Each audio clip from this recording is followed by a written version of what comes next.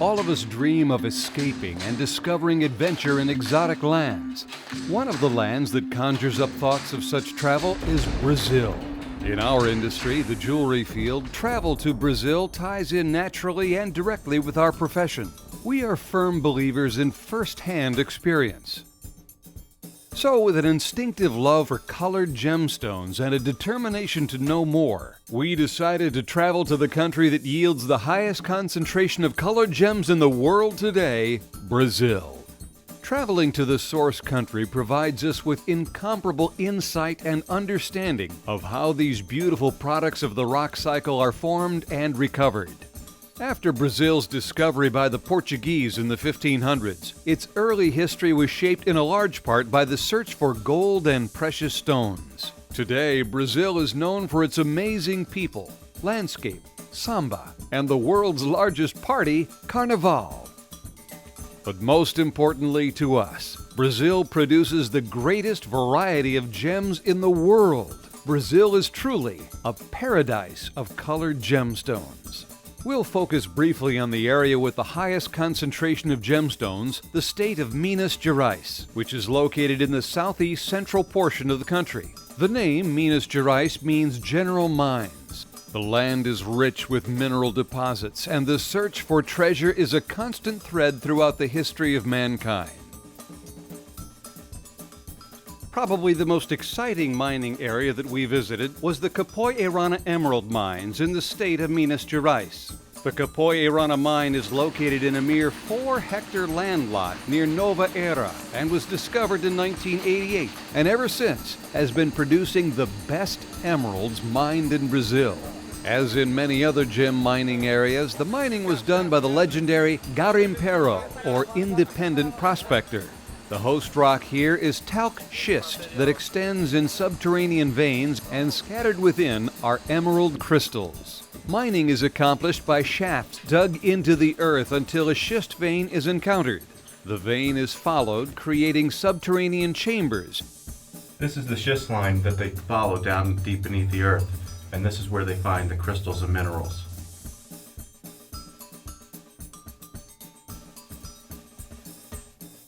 Access to the chambers is by leather straps fixed around the thighs, and descent is made by a rope activated manually or by electric motors. Schist is removed by ropes and buckets, and then sorted above ground by chipping away the host rock in search of the coveted gemstone, emerald.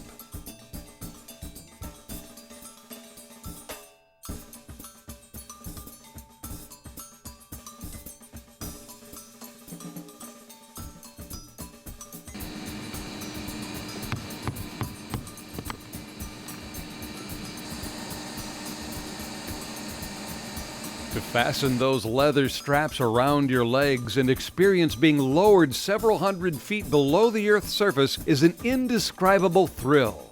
The excitement of crawling through the subterranean chambers is the best romancing the stone adventure you will ever have, knowing that with a little luck, just maybe, you'll encounter a beautiful green gem crystal. When it's time to wrap the straps around your legs and secure a firm grip on the lifeline for the ascent out of the mine, you can bet most of us make a promise to return. As we ascend up the shaft, the darkness is brightened by a stream of sunlight. Then that stream of light turns to daylight, and the realization and exhilaration of first-hand experience becomes permanently embedded in your mind. The Belmont Emerald Mine is only a short drive, but a totally different operation. Originally a farm, they've been mining for emeralds since 1978. For the above-ground mining, they use heavy equipment to strip tons of soil off the side of the hill, then terracing to keep the rain from washing emeralds into the nearby stream. When the area is depleted of emeralds, it is painstakingly returned to the natural state. The goal of the Belmont mine is to leave the environment as it originally was, once the emeralds have been mined. They calculate that the ore body on the hill runs diagonally downward and underground.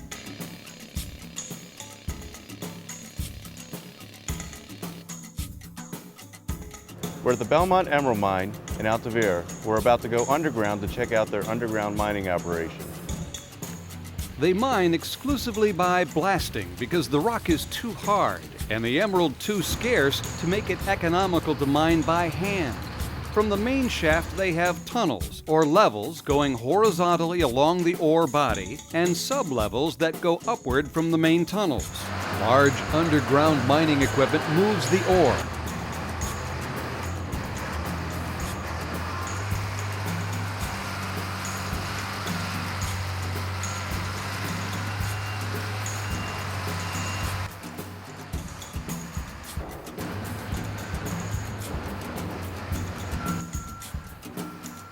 And massive drilling rigs prepare the next area for blasting.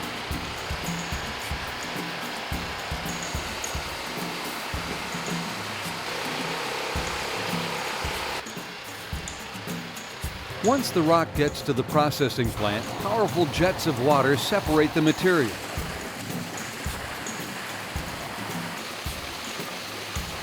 Carried by water and conveyor belts, the material goes through automated sorting and crushing operations in preparation for a final machine that detects the emerald crystals.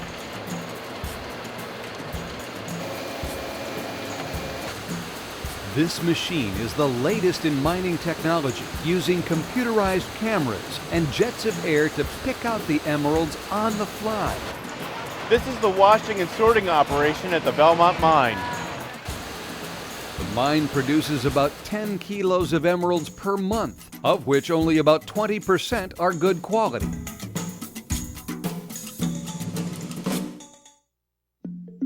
Oro Preto is a 17th century colonial city that seems to be frozen in time and surrounded by the mountains and mines. It presents, through its cobblestone streets, a large part of the history, not only of Minas Gerais, but also of the whole country. The Baroque style is throughout the city, revealing works of art in houses, facades, monuments, and mainly at churches and museums.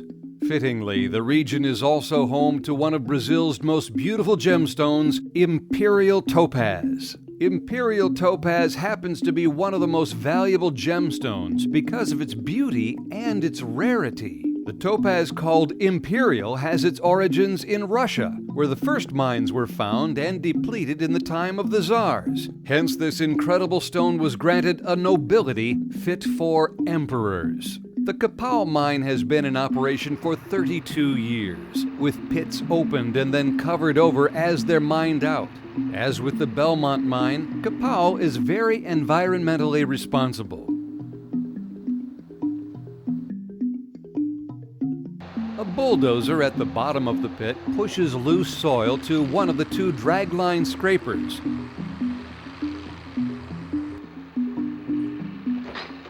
Huge metal scoops that are hauled by a mechanized pulley system to the top of the pit.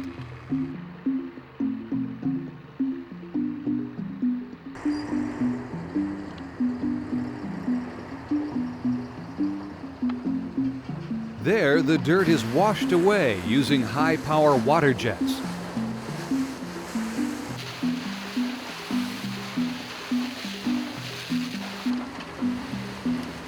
And then a jig sorts the remaining rocks by size and feeds the smaller pieces onto a sorting belt where the hand sorting takes place. This is the Kapau Imperial Topaz mine in Rodrigues Silva. This is the final sorting belt where they sort the crystals from the other material. At Kapau, they wash about 400 tons of dirt a day.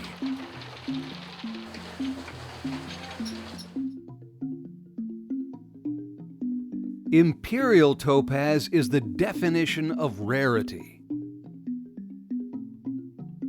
On to Governor Valadares, the area of the richest pegmatite deposit in the world. Hi, we're on the edge of the Rio Dulce River, and in the background are the mines where we've seen the beautiful gemstones. The landscape changes as you leave the lush forests of Oro Preto and Itabira for the more remote Governor Valadares. The landscape gets harsher, and the living gets harder too. Ironically, this rich gem-producing area is one of the poorest in Brazil. Leaving the city of Governor Valadares behind, we head into the countryside on our way to the village of Galilea to visit the Navigator and the Itatiaya mine. We're on the ridge here just outside the Navigator mine, which has been open since 1948. They mine garnets, tourmaline, and aquamarine here. They also have been mining mica for many years. It's a gemologist's delight.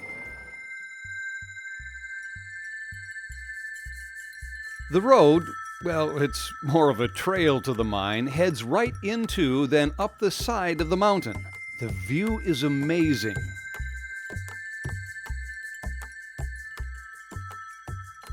The mine consists of large incline shafts down to massive chambers with stone pillars holding the roof of the chambers. Heavy equipment and blasting is used to move the bulk of the rock.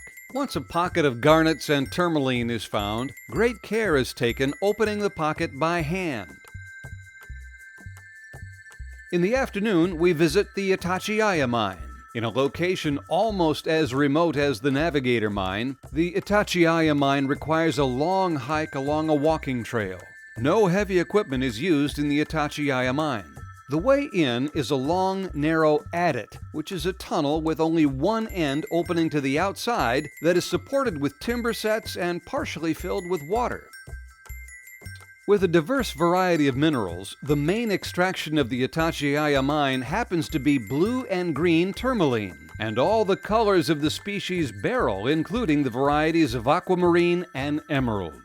However, columbite, quartz, feldspar, and mica are also produced in this prolific and amazing mine.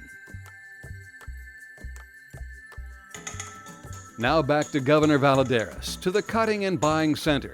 We start with a cutting factory tour. The first stage is inspection of the rough crystal. Then the stone is sawed to the proper shape. In most gem sawing, a thin circular blade literally scratches its way through a gemstone. The blade, usually composed of steel, copper, or a bronze alloy, is impregnated along the outer edge with diamond grit and rotating at several thousand surface feet per minute. A liquid such as oil or water is used to wash away cutting debris and keep the stone and the saw blade from overheating.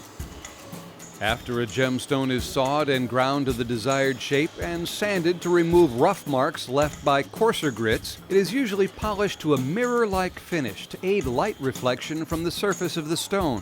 Very fine grades of diamond can be used to polish a wide variety of materials, but other polishing agents work well in many instances. Polishing removes small quantities of stone and can be used, especially when faceting small stones, to do ultra-fine shaping of the stone. A skilled gemstone cutter is both an artist and sculptor.